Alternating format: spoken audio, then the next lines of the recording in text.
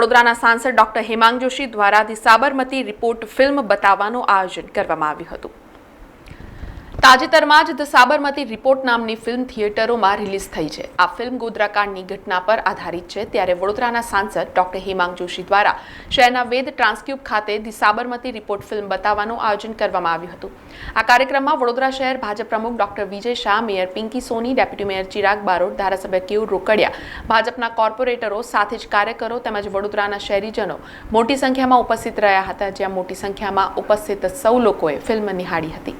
વડોદરા લોકસભાના સર્વે નાગરિકો, પ્રબુદ્ધ નાગરિકો, શ્રેષ્ઠીઓ, વિવિધ સામાજિક સંસ્થાના અગ્રણીઓ, વિવિધ ઇન્ફ્લુએન્સર સાથે મળી અને સાબરમતી રિપોર્ટ કે જે મૂવી છે, જે યુપીએના શાસનકાળની અંદર કયા પ્રકારે ડેમોક્રેસીનો દુરુપયોગ કરી અને સત્યને તોડી મરોડીને રજૂ કરવામાં આવતું અને સમગ્ર દેશને કયા પ્રકારે ગુમરાહ કરવામાં આવ્યો છે એનું સમગ્ર સત્યને ઉજાગર કરતી આ મૂવી કે જેને માનનીય વડાપ્રધાનશ્રીએ પણ ટ્વિટરની અંદર જેને સરાહના કરી હોય, માનનીય ગૃહમંત્રી અમિત શાહજીએ પણ જેની સરાહના કરી હોય અને માનનીય મુખ્યમંત્રીશ્રી અને તમામ મંત્રીમંડળે પણ આ મૂવી જોઈ હોય, ત્યારે વડોદરાના તમામ ચૂંટાયેલા પ્રતિનિધિઓ, મારા સહિત સર્વે ધારાસભ્યશ્રીઓ પણ પોતપોતાના વિસ્તારના નાગરિકો માટે આ મૂવીનું સ્ક્રીનિંગ રાખી રહ્યા છે। મારા દ્વારા સોશિયલ મીડિયામાં જ્યારે પરમ દિવસે મેસેજ મૂકવામાં આવ્યો, આ મેસેજ મૂકવાના 4 કલાકની અંદર જ વડોદરાની રાષ્ટ્રપ્રિય જનતા દ્વારા સમગ્ર શોનું એક હાઉસફુલ કરવામાં આવ્યો। ત્યારબાદ અમારી ટીમે નિર્ણય લીધો કે આપણે એક નહીં પરંતુ 2 શો આપણે રજૂ કરીશું અને બીજો શો પણ આજે હાઉસફુલ ગયો છે।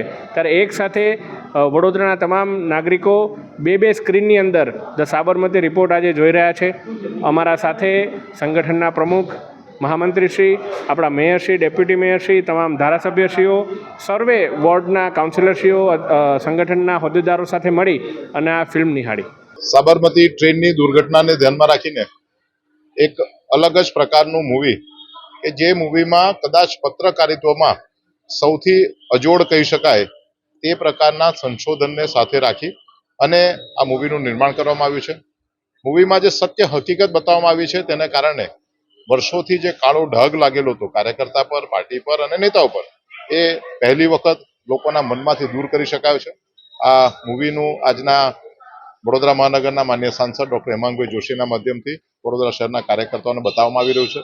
માન્ય પ્રદેશના અધ્યક્ષ પાટીલ સાહેબની સૂચનાથી વડોદરા શહેરના 5 વિધાનસભાના ધારાસભ્યશ્રીઓના મારફતે વિસ્તારના કાર્યકર્તાઓ માટે આ મૂવી બતાવવામાં આવી રહ્યું છે અને જે હકીકત છે તે હકીકત લોકો સુધી જે રીતે રજૂ થઈ છે, હું માનું છું કે કદાચ આ મૂવીના કારણે આવનારા સમયમાં જે પ્રકારની માનસિકતા લોકોની હતી, માનસિકતામાં પણ બહુ મોટો ફેરફાર થશે।